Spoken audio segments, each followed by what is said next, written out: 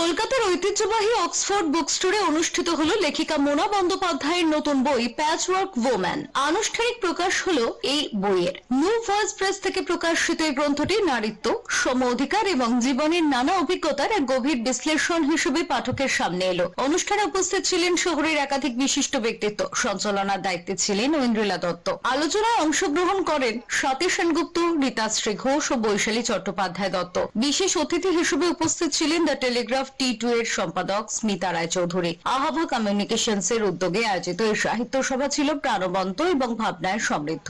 নিজের বক্তব্যে মোনা বন্দ্যোপাধ্যায় জানান, প্যাচওয়ার্ক শব্দটি এখানে একটি প্রতীকী অর্থ বহন করে।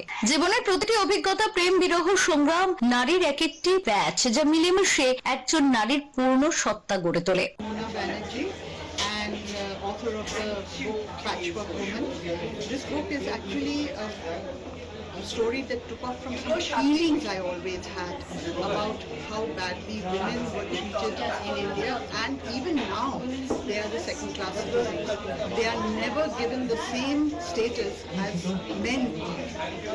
And the story itself tells about a young girl who had to follow what her parents thought and go as according to society.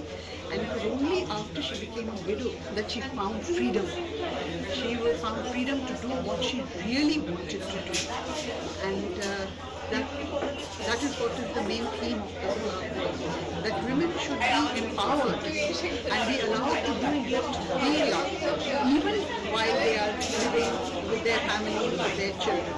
So the priority should not be set by men or by a patriarchal society. The priority should be set by the girl or woman herself. অনুষ্ঠানের শেষ পর্বে শ্রোতাদের প্রশ্নের উত্তর দেন লেখিকা।